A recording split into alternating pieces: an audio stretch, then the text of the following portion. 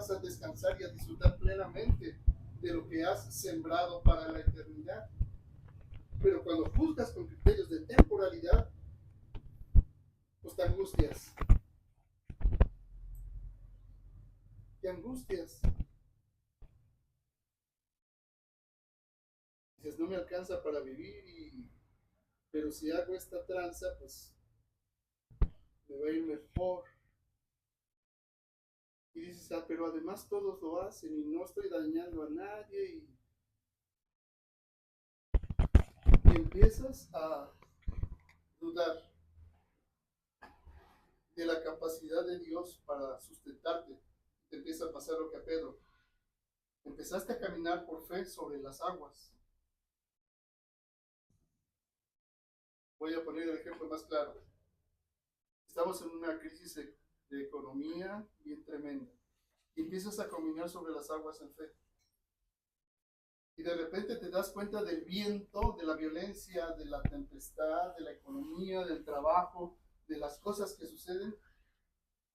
Y aunque ya habías empezado a caminar sobre las aguas en fe, te empiezas a hundir. Y empiezas a decir, Señor, ayúdame que perezco. Ayúdame que perezco. Pero ya hiciste tranzas. Es decir, no caminaste en perfecta fe sabiendo que Dios tiene cuidado de ti.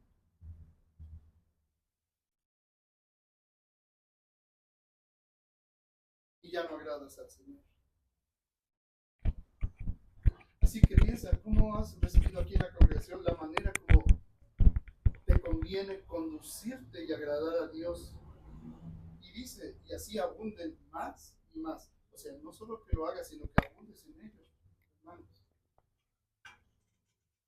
Dice, verso 2, porque ya sabéis qué instrucciones os dimos por el Señor Jesús. Así que son instrucciones, hermanos. No son sugerencias. No es para que lo pongas bajo tu criterio. No es para que tengas la mentalidad del que piensa que la santificación es hacer cosas para Dios. Como si fuera un código de lo que no debes hacer o un código de lo que sí debes hacer. No se trata de eso.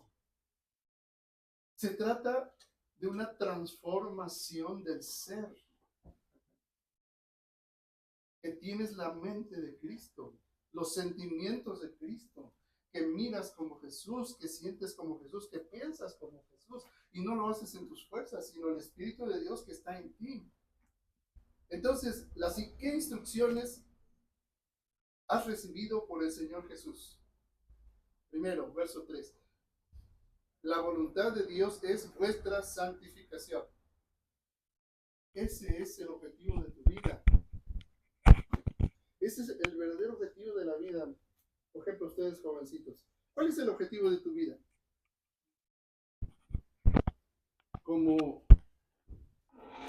¿Cuál es el objetivo de tu vida como hijo de Dios?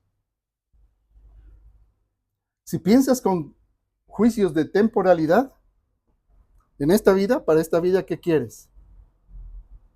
Mi carrera, mi negocio, mi patrimonio, mi casa, mi matrimonio, una familia. Está bien. Pero esos criterios de temporalidad deben de estar subordinados a los criterios de eternidad. Que ese era tu gran problema antes de llegar a Cristo. Y estaba sujeto a angustia, a preocupación. Y el Señor ya te resolvió toda la vida.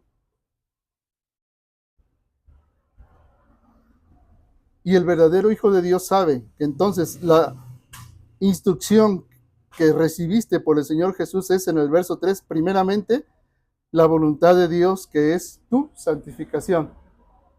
Y vuelvo a la pregunta, entonces, ¿qué es la santificación? Por eso empecé así esta reflexión hace rato. Santidad.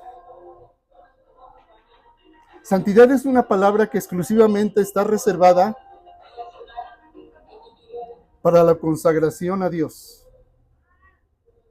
Así que un verdadero hijo de Dios es una persona consagrada exclusivamente para el servicio de Dios. ¿Qué somos en Cristo? sacerdotes, profetas y reyes. ¿Estás viviendo tu sacerdocio profético y el reinado de Jesucristo sobre tu vida? ¿Sí o no? Si estás en criterios de eternidad, sabes que la voluntad de Dios, sobre todo para ti mientras estés en este mundo, es tu santificación. Y si verdaderamente has encontrado la perla preciosa, el tesoro escondido, el agua viva, disfrutas el proceso de la santificación. No es una carga, no es un código de no hacer cosas, no es un código para hacer cosas, es una transformación. Es una transformación continua, continua, continua, hasta que Cristo se forme en ti. Pero si tu meta como hijo de Dios, como jovencito, jovencita, es casarte, bueno, pues eso es bueno, pero no, esa no es la voluntad de Dios principal. Si tu meta es mi carrera, realizarme y así ser feliz, pues ya te equivocaste de entrada, porque ni vas a ser feliz y tu carrera como está formada bajo los criterios de este mundo, te va a llevar a exprimirte, como dicen, peor que limón de fonda. Y no, no lo vas a hacer, no la vas a hacer.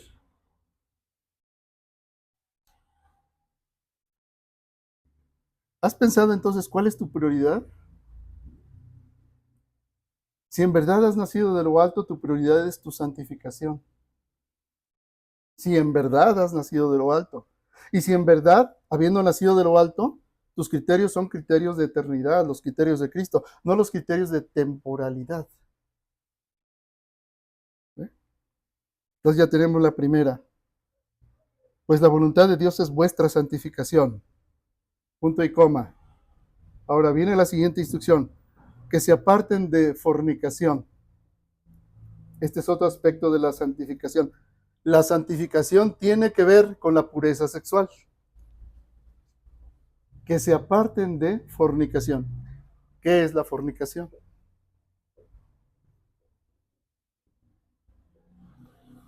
Toda actividad erótica sexual fuera del matrimonio. ¿Cuáles son esas actividades eróticos sexuales fuera del matrimonio?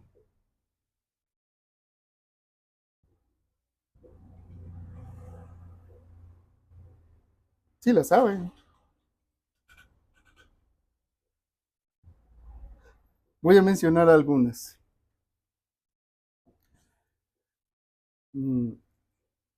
Buscar la excitación sexual a través de erotizar o erotizarte a través de imágenes. Imágenes fijas, imágenes en movimiento, es decir, pornografía. Eso es fornicación. ¿Qué más es fornicación? Dice, mirar a otra persona deseándola en el corazón. Es decir, no es necesario que tengas una actividad de contacto corporal con otra persona para estar en fornicación. Basta con que tu deseo se entregue a esa persona o por esa persona cuando no ha sido santificado en un pacto de matrimonio. Entonces estás en fornicación. ¿Qué más es fornicación? Bueno, el tener relaciones sexuales con otra persona sin tener un pacto matrimonial delante del Señor. Así que los amigobios o los amigos con derechos, eso es algo en lo que el mundo piensa así. Dicen, ¿seremos compatibles sexualmente? Necesitamos experimentar para saber que somos compatibles, lo cual es una falacia. Pero es una manera de justificar,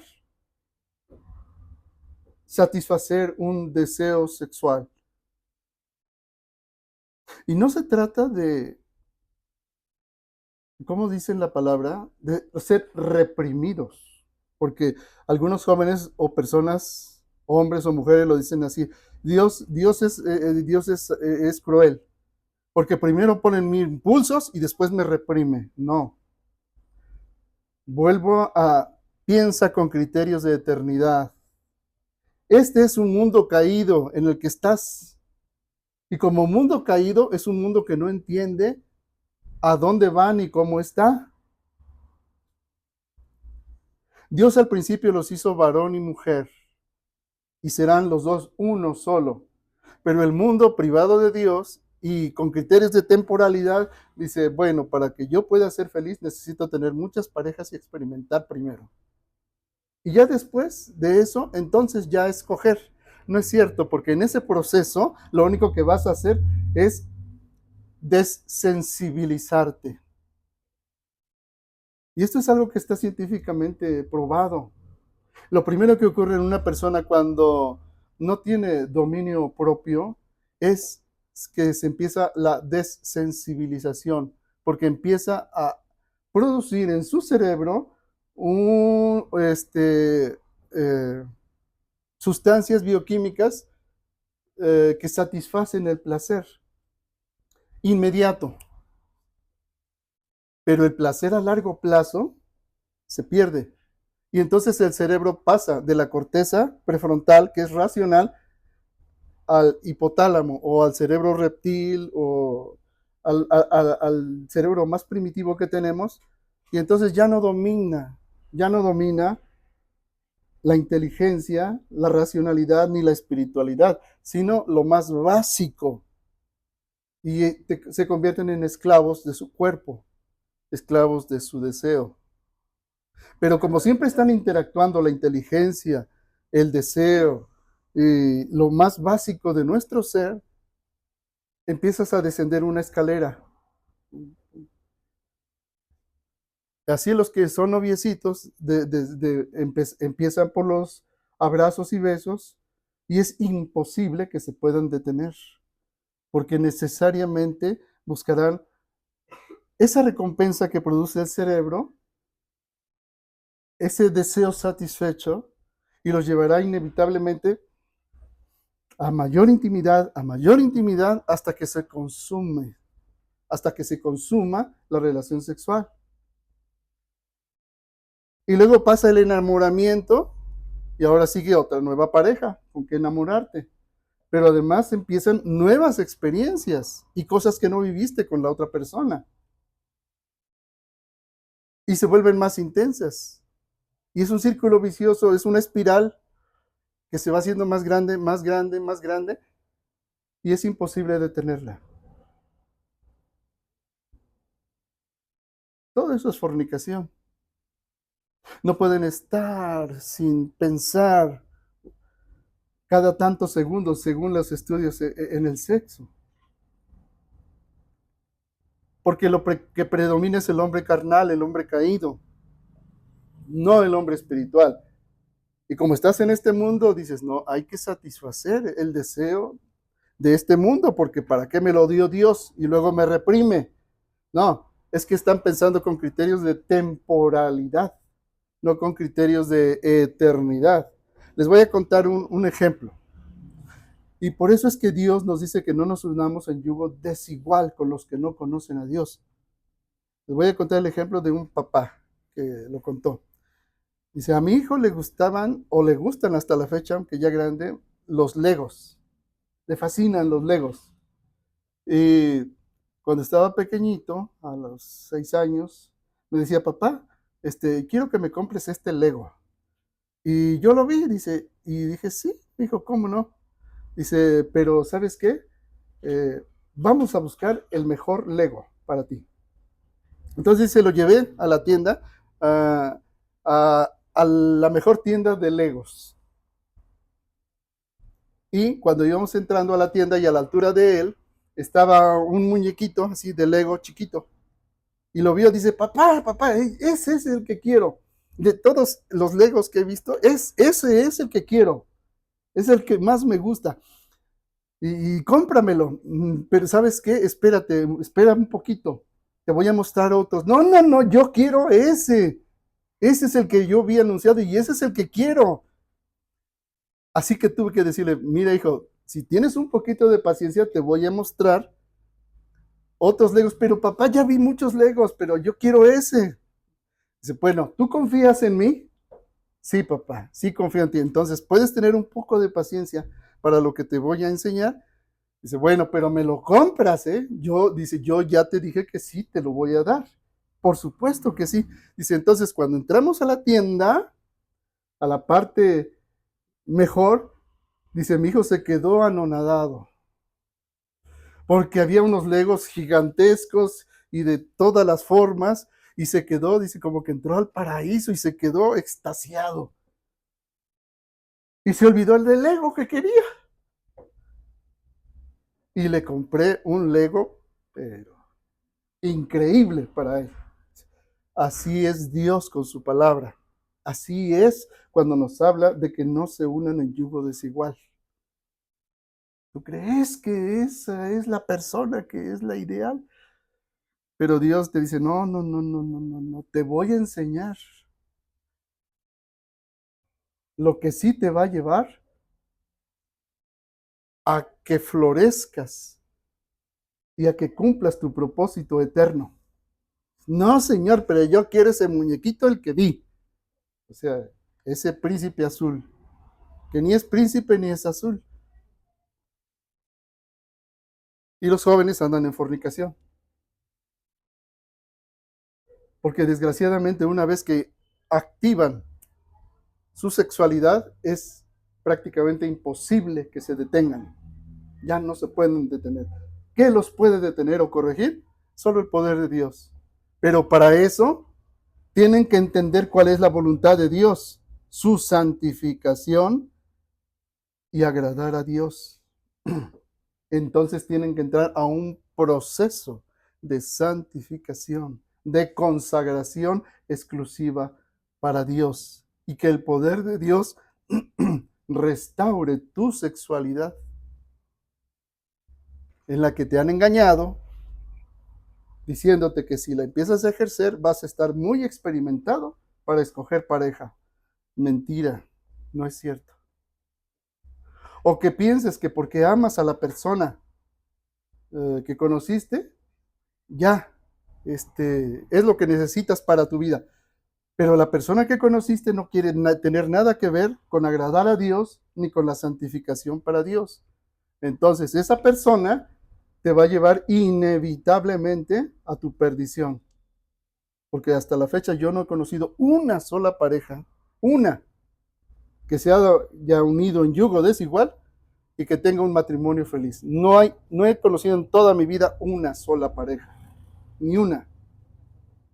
Porque aún en Cristo hay yugos desiguales.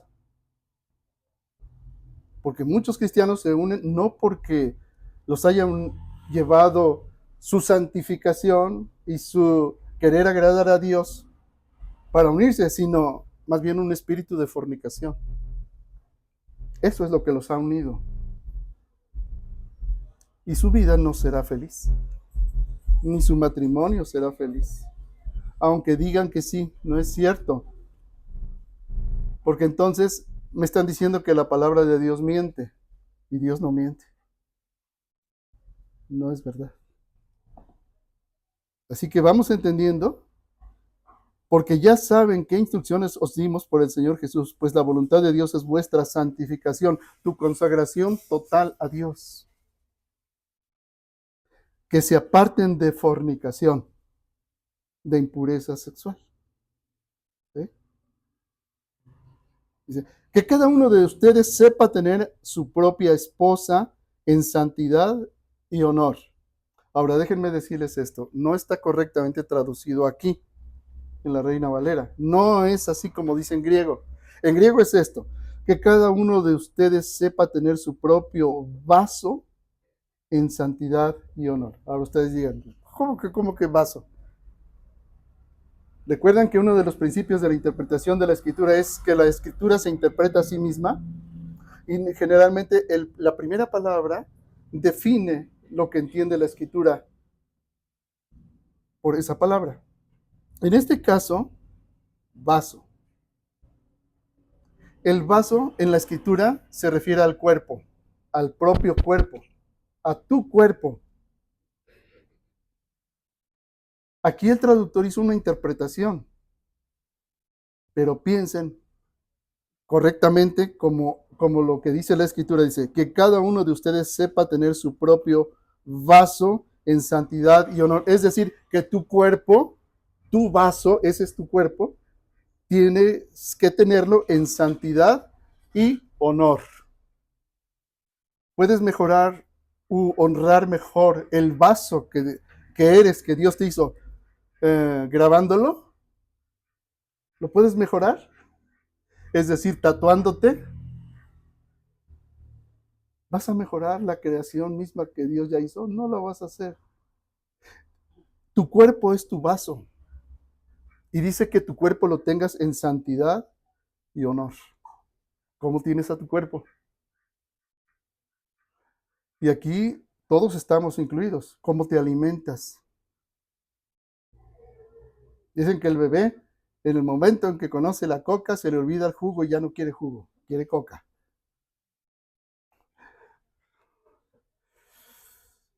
¿Cómo estás tratando tu vaso, que es tu cuerpo? ¿Cómo te estás alimentando? Ahora, los que se tatúan, ¿están dando más honor con eso a Dios? Pues por supuesto que no. Los que se tatúan tienen una carencia. Algo no está bien en su mente o en su memoria. Porque si saben que su vaso, su cuerpo es templo del Espíritu Santo, saben que no les pertenece, que son propiedad de Jesucristo que los compró con sangre. No se pertenecen. ¿Vas a tomar el templo de Jesucristo y lo vas a grafitear? Imagínate un templo hermoso que está grafiteado. ¿Eso es darle honor? No. ¿Cómo estás tratando tu cuerpo? ¿Te desvelas?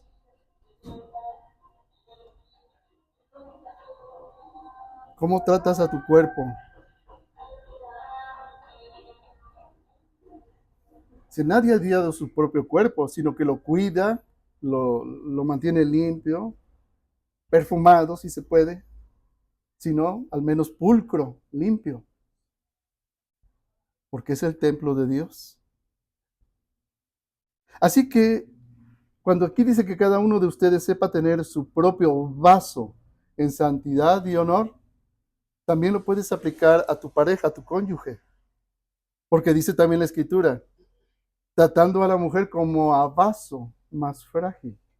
No está diciendo que sea una cosa, que no objetivices. Hay que pensar bíblicamente. Cuando está diciendo que la mujer es vaso frágil o más frágil, está hablando de la simbología del cuerpo como un vaso. Pero es un vaso, dice, hay vasos de usos viles y vasos de honra o de honor.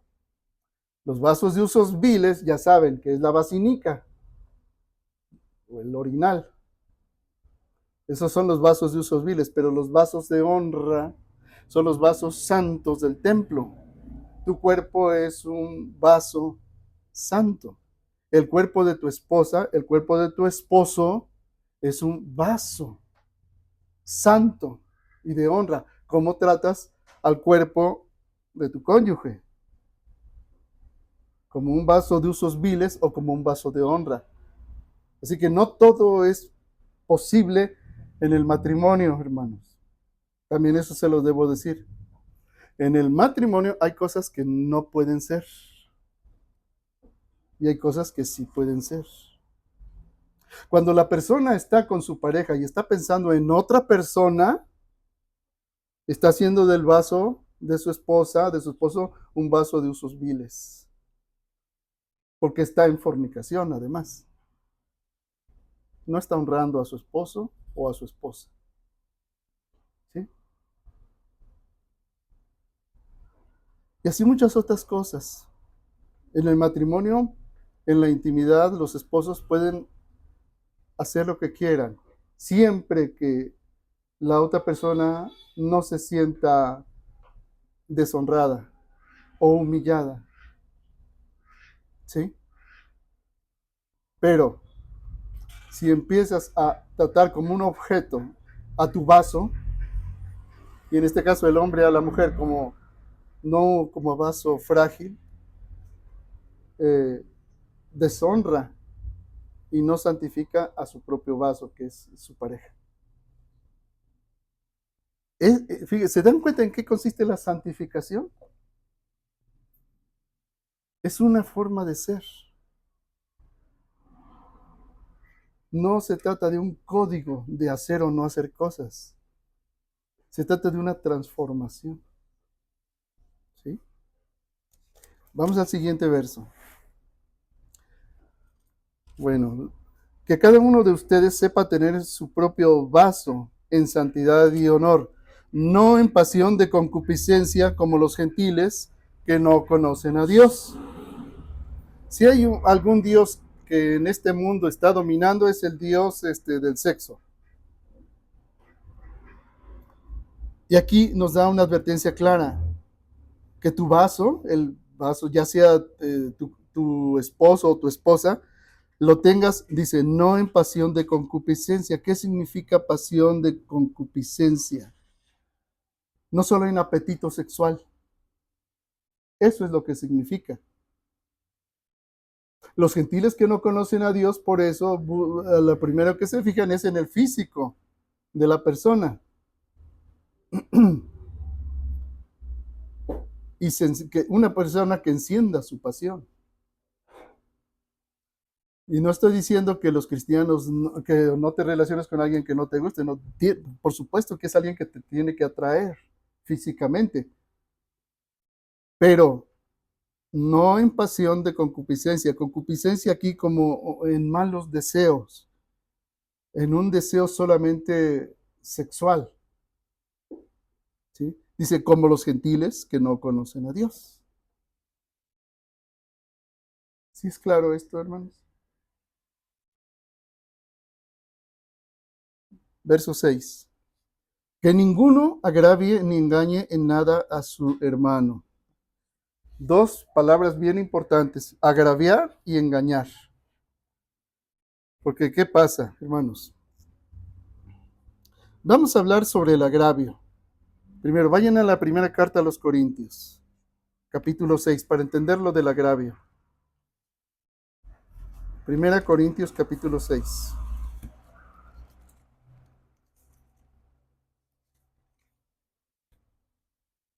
Vamos a ver desde el verso 1 en adelante.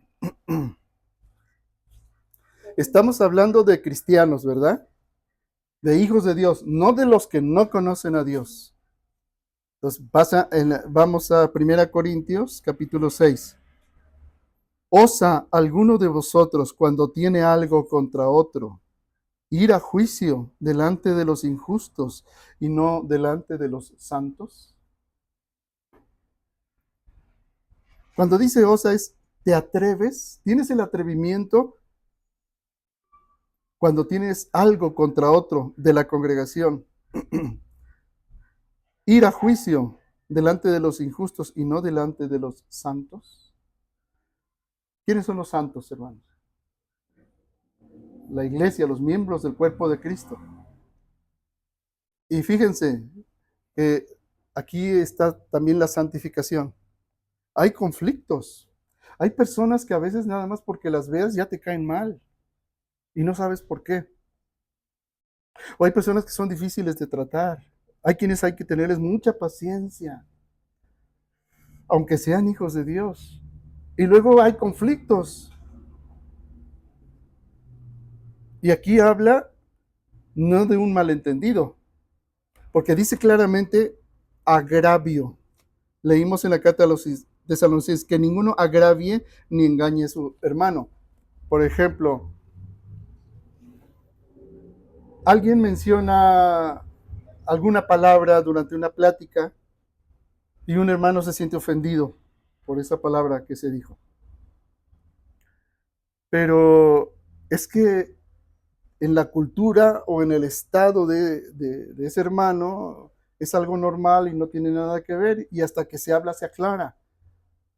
Pero antes el otro hermano ya se sintió ofendido por algo que dijo el hermano de una manera. Bueno, eso es un malentendido. Bueno, de esto no está hablando el apóstol. El apóstol está hablando directamente de agravios, ofensas graves.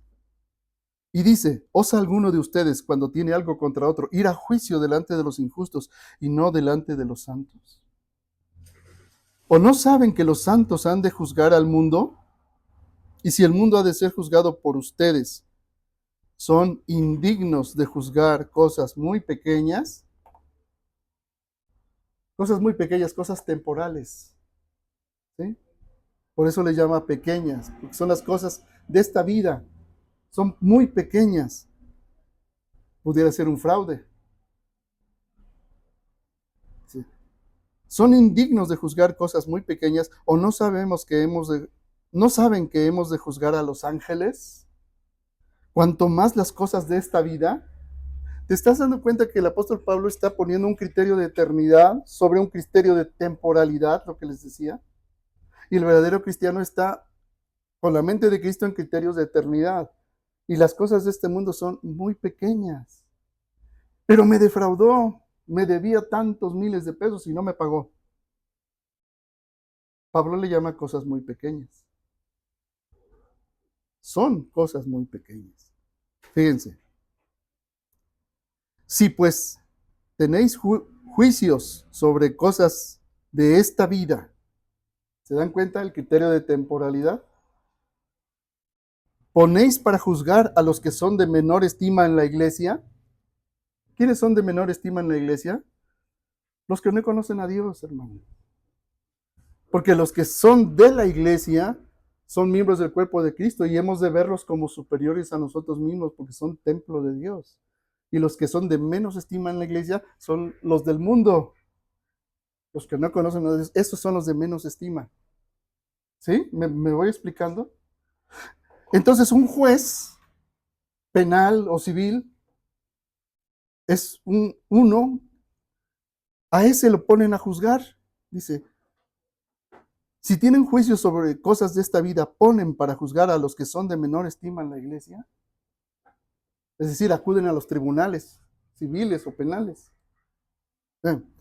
Para avergonzarlos, lo digo. Fíjate, lo dice, es vergüenza nuestra. Vergüenza que los conflictos que hubiere en la iglesia no sean resueltos por la iglesia, sino por los de afuera. Porque el hermano ya contrata a otro abogado para pleitear con un hermano de la iglesia. Eso es una vergüenza ya en el cuerpo de Cristo. Es una gran vergüenza. Dice, para avergonzarlos, lo digo, pues que no hay entre ustedes, ¿entre quiénes, hermanos? Entre los hijos de Dios, sabio, ni aun uno que pueda juzgar entre sus hermanos, sino que el hermano con el hermano pleitea juicio, y esto ante los incrédulos. Así que, por cierto, es ya una falta en ustedes que tengan pleitos entre ustedes mismos. ¿Por qué no sufrís más bien el agravio? ¿Por qué no sufrís más bien el ser defraudados? Pero me debe 100,000 pesos. Y no, fíjense lo que está, a qué está apelando el apóstol. A criterios de eternidad. Si tú estás en criterios de eternidad, tú vas a juzgar a los ángeles. Tú vas a juzgar al mundo. Cuanto más, no puedes juzgar las cosas de esta vida, que son temporales, que son pequeñas, son chiquitas. ¿Me defraudaste? Bueno, ok. Va a llegar el momento de la justicia de Dios. Va a llegar el momento. Y si yo voy a juzgar a los ángeles y al mundo, a los que no conocieron a Dios, ¿tú crees que Dios no va a tener en cuenta eso? Entonces, si es tan pequeño, ¿para qué lo peleas? Si es tan pequeño en esta vida. Aunque ya de por sí es una falta que haya pleitos en la iglesia, dentro de la iglesia. No se diga cuando se muere alguien en la familia y entonces viene la rebatinga, que todos quieren la herencia. Dice, ¿no es mejor ser defraudado? ¿No es mejor sufrir la afrenta? Pero si tienes criterios de temporalidad para esta vida, te vas a agarrar. Y vas a contratar al abogado y te vas a ir a los juzgados.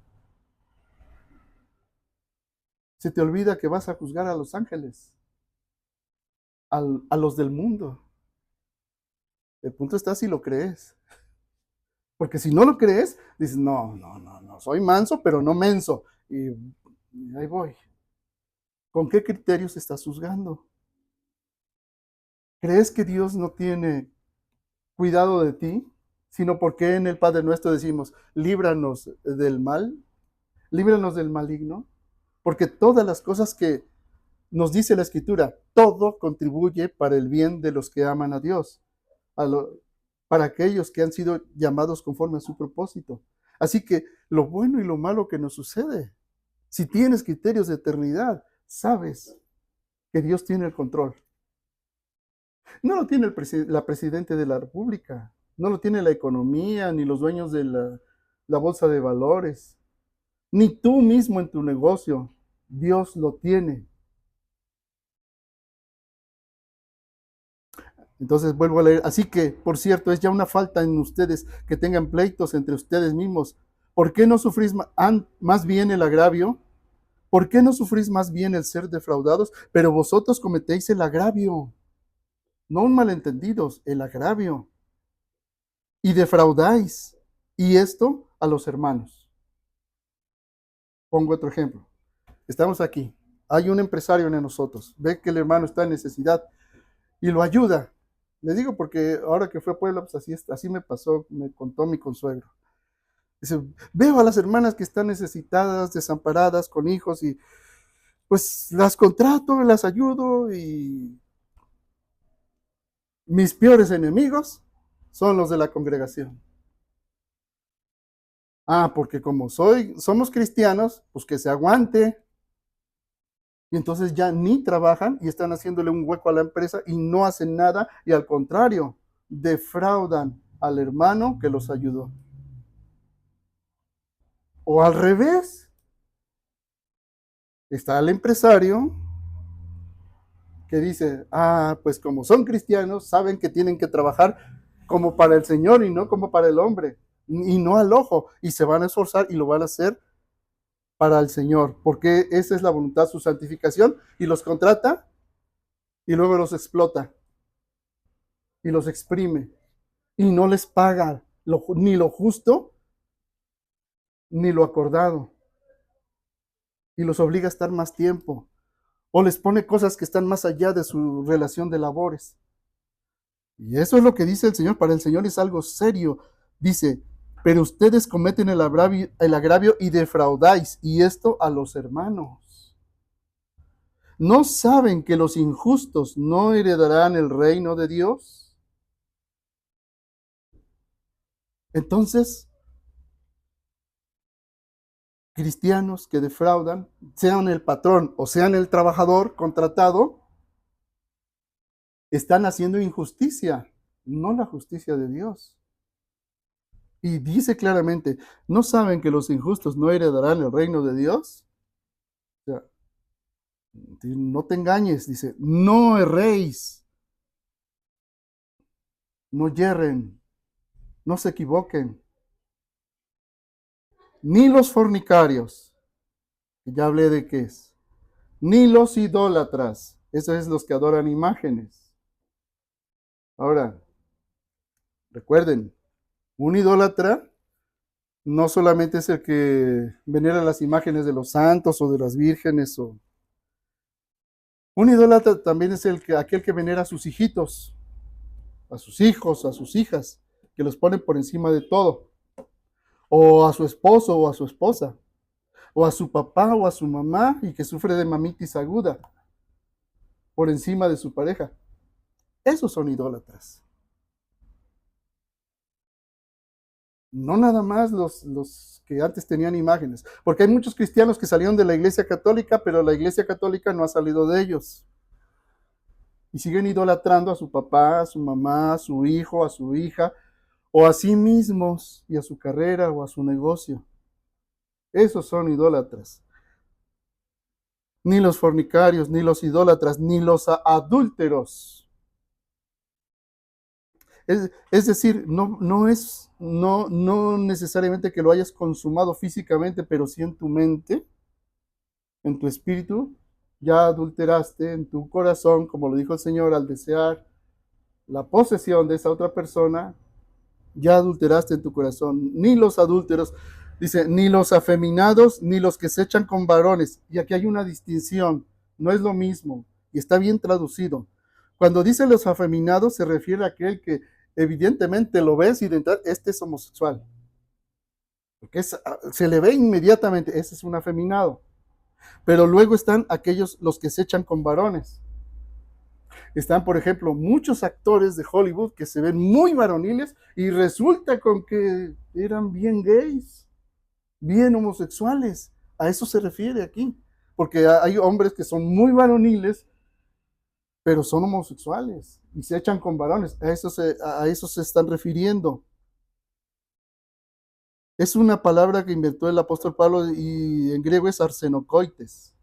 Porque muchos que defienden el movimiento gay dicen, no, la Biblia no habla de homosexuales. No. Bueno, pero esta es una palabra que solo Pablo la utilizó. Porque hay idiomas en los que cuando utilizas dos raíces, creas una palabra nueva y se entiende. Y aquí Pablo creó esta palabra, arsenokoites. Acostarse en la cama, hombre, cama, coites, y de ahí viene coito también. Entonces, esos que parecen muy varoniles, pero son homosexuales, dice, no van a heredar el reino de Dios. Dice, bueno, y su equivalente, las lesbianas también, obviamente, es lo mismo. Romanos nos dice claramente que se cometieron inmundicia hombres, varones con varones y mujeres con mujeres. Dice.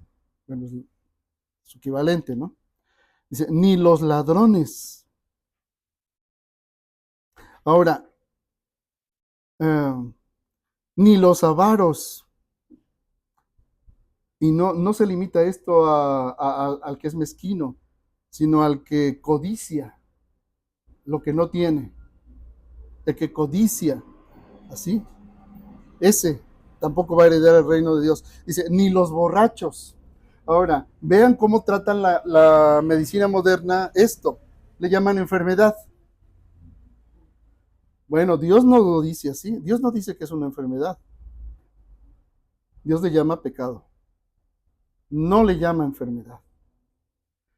Y estamos aquí estudiando la Biblia, ¿verdad? Así que estamos con criterios revelados de Dios, no con los criterios de la medicina o de la psicología. ¿Estamos? Porque si nos vamos con los criterios de la medicina, bueno, es que ya avanzamos más, ya la medicina avanzó y ahora entendemos que no es un vicio, que es una enfermedad. No. Aquí le está llamando otra cosa el Señor. Ni los borrachos, ni los maldicientes. Ahora, ¿qué es un maldiciente? No se limitan al que dice groserías. No solamente es un maldiciente. Un maldiciente es el que habla mal de otro, porque hay personas que pueden insultar terriblemente sin decir una sola mala palabra. Y pueden maldecir, decir mal de alguien. Maldecir. Sin decir una sola grosería. Y son maldicientes. Ni los estafadores heredarán el reino de Dios. Los estafadores no heredarán el reino de Dios. Tampoco. Dice, y esto erais algunos. Por supuesto que al llegar a Cristo, a ninguno de nosotros se nos puede recordar nuestro pasado. Nuestro pasado desapareció completamente ante Dios y nadie te puede decir a ti lo que fue tu vida anterior. Nadie, nadie. Por eso dice, y esto erais algunos, mas ya habéis sido lavados, ya habéis sido santificados, ya habéis sido justificados en el nombre del Señor Jesús y por el Espíritu de nuestro Dios. Fíjense, ya hemos sido santificados, consagrados para el exclusivo servicio a Dios, para que como sacerdotes ofrezcamos sacrificios espirituales agradables a Dios, empezando por nuestro propio cuerpo, en sacrificio vivo. Dice, ya habéis sido lavados. ¿De qué? De nuestras faltas y pecados. Santificados. Ya habéis sido justificados. Ahora somos justicia de Dios en Cristo Jesús. En el nombre del Señor Jesús y por el Espíritu de nuestro Dios. Esa es la prueba que Dios nos ha dado de que somos hijos de Dios. Todas las cosas me son lícitas, mas no todas me convienen.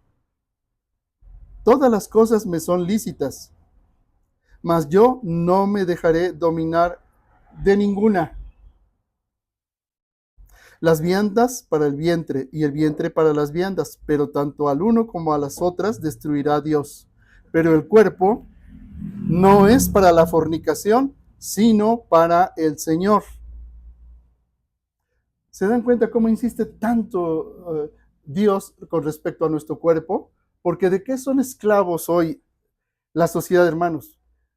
De la belleza perpetua, la juventud que no se acabe, se esconde la vejez y la fealdad. Y todo, hasta un dulce y un chicle, te es anunciado por una supermodelo. La hipersexualización de todo. Y aquí nos dice claramente, pero el cuerpo no es para la fornicación, sino para el Señor, y el Señor para el cuerpo. Y Dios que levantó al Señor, también a nosotros nos levantará con su poder. ¿No saben que sus cuerpos son miembros de Cristo? Quitaré pues los miembros de Cristo y los haré miembros de una ramera, una prostituta, una etaria. De ningún modo. ¿No saben que el que se une con una ramera es un cuerpo con ella? Pues dice, los dos serán una sola carne, pero el que se une al Señor, un espíritu es con él. Huyan de la fornicación. Estamos hablando de lo que es la santificación. Y no te dice que la aguantes, que la confrontes, te dice huye. Porque, ¿sabes por qué? Porque no vas a vencer en tus fuerzas. No vas a vencer. No vas a poder. Huye de la fornicación. Cualquier otro pecado que el hombre cometa está fuera del cuerpo, mas el que fornica contra su propio cuerpo peca, contra su vaso. ¿O ignoran que su cuerpo es templo del Espíritu Santo, el cual está en ustedes, el cual tienen de Dios, y que no sois vuestros? No te perteneces, ni tu cuerpo te pertenece. Porque habéis sido comprados por precio. ¿Qué precio, hermanos? El sacrificio de Jesucristo. Glorifiquen pues a Dios en vuestro cuerpo y en vuestro espíritu, los cuales son de Dios. ¿De quién es tu cuerpo? De Dios. ¿De quién es tu espíritu? De Dios. Así que regresemos a Tesalonicenses, verso 6. Que ninguno agravie ni engañe a su hermano. Ya vimos lo que es el agravio. El agravio incluso a tu cuerpo, ¿no? No te pertenece. Que ninguno agravie ni engañe en nada a su hermano. Engañar. El engaño.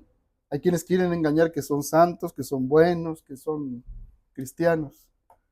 Pero tarde o temprano se manifiesta lo que realmente es la persona.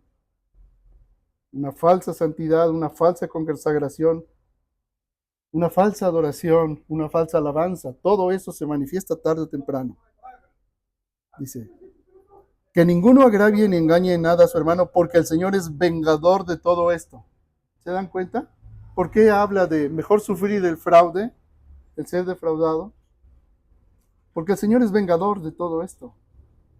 Y si tú tienes criterios de eternidad, sabes que tarde o temprano el Señor va a hacer justicia. ¿Sí? Porque el Señor es vengador de todo esto, como ya os hemos dicho y testificado. Pues no nos ha llamado Dios a inmundicia, sino a santificación. ¿Qué es la inmundicia? Soy medio cristiano y medio consagrado. A veces pienso con criterios temporales y a veces con criterios de eternidad.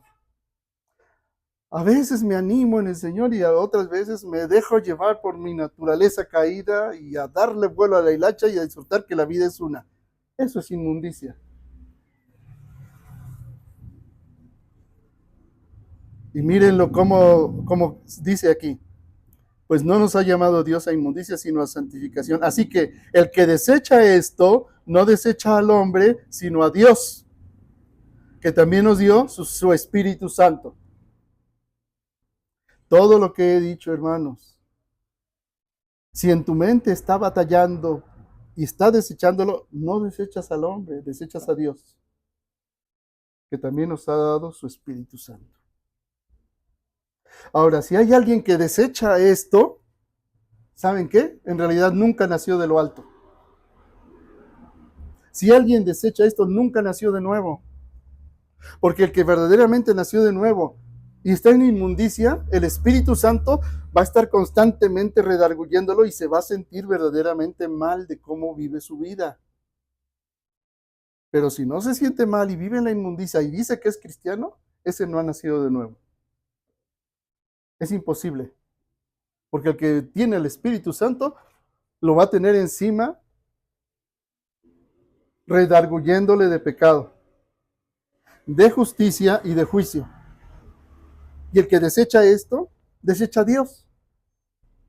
Es enemigo de Dios. Así simplemente. Así que el que desecha esto no desecha al hombre, sino a Dios, que también nos dio su Espíritu Santo. Pero acerca del amor fraternal no tenéis necesidad de que os escriba, porque ustedes mismos habéis aprendido de Dios que os améis los unos a los otros. El que ha nacido de nuevo ha aprendido de mismísimo Señor, de Dios. Dios te ha enseñado a amar porque Él te amó primero, no que tú le amaras primero a Él. Y si Dios está verdaderamente en ti, entonces tú sabes cómo amar. Así que nadie puede decir, bueno, a mí no me amaron mis padres, yo no sé amar. O nadie me enseñó a ser esposo o esposa. No, porque si Dios te amó primero, sabes cómo amar a tu esposo, a tu esposa, a tus hijos, a tus familiares y a tus vecinos con el amor de Cristo. Por eso dice, acerca del amor fraternal, no tienen necesidad que les escriba porque ustedes mismos han aprendido de Dios que se amen unos a otros. Dios te ha amado primero. Entonces el hermano que dice que no sabe amar, entonces tampoco ha nacido de nuevo. Porque entonces no ha tenido el amor de Dios en sí. ¿Se dan cuenta? Es bien fácil. Es bien fácil. Dice, y también lo hacéis así con todos los hermanos que están por toda Macedonia, pero os rogamos, hermanos, que abundéis en ello más y más. Nadie puede decir, ya amé todo lo que tengo que dar, amar. No. Aguántenme porque ya amo con el amor de Dios y así soy. No. Todavía no has alcanzado la estatura de Cristo. Dice, y que procuréis tener tranquilidad. Así que la tranquilidad se procura. Pero, ¿estás escuchando todo el día la música?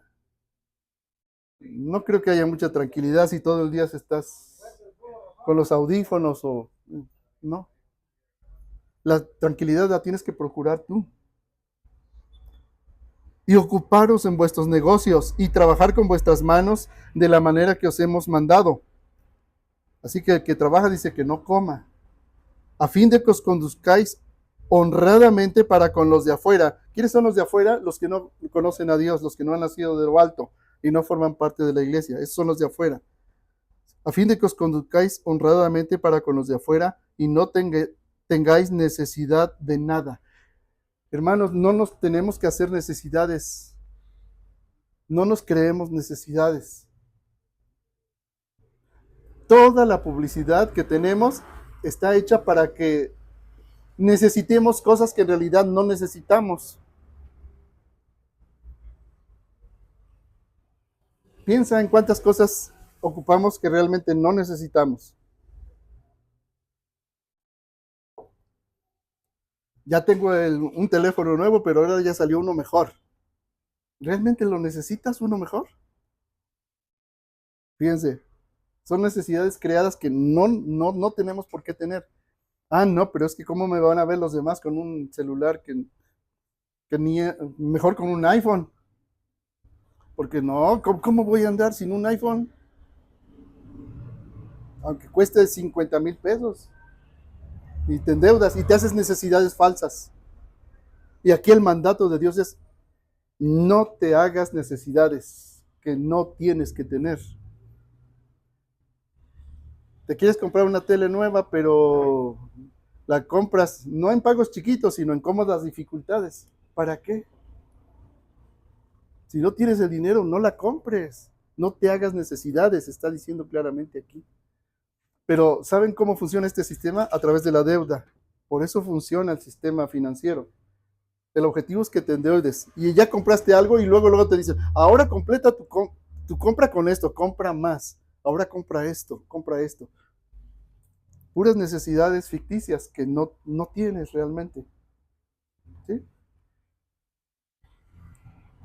Y es un mandato de Dios, ¿eh? Es una advertencia de Dios, pero que hay quienes viven perpetuamente endeudados.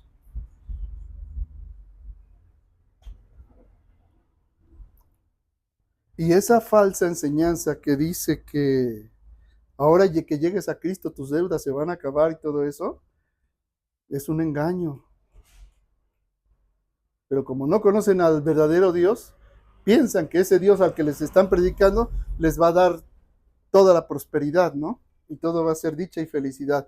No es cierto. Aquí la advertencia es, dice, que se conduzcan honradamente para con los de afuera y no tengan necesidad de nada. Entiéndanlo así, no te crees necesidades. ¿Sí?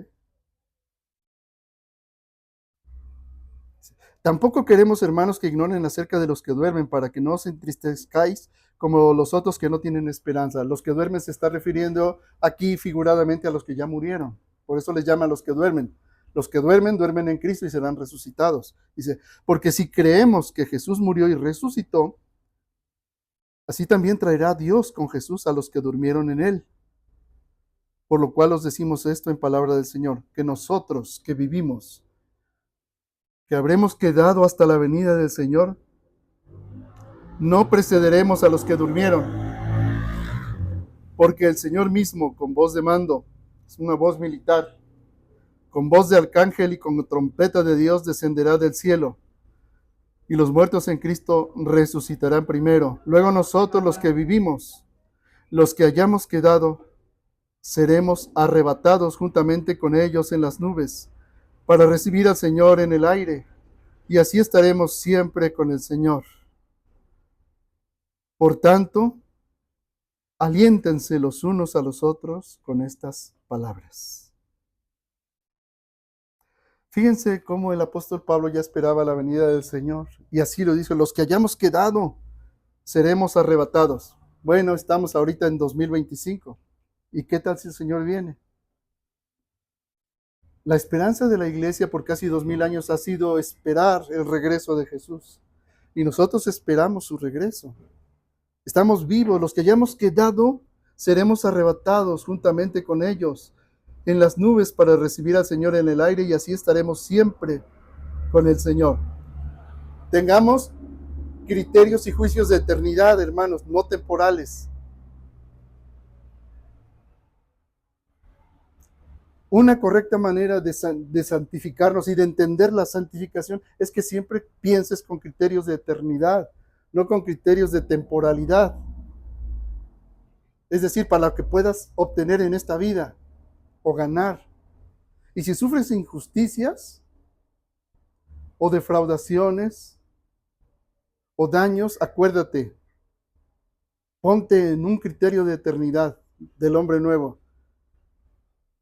Voy a juzgar aún a los ángeles. Voy a juzgar aún al mundo y a los que no conocieron a Dios.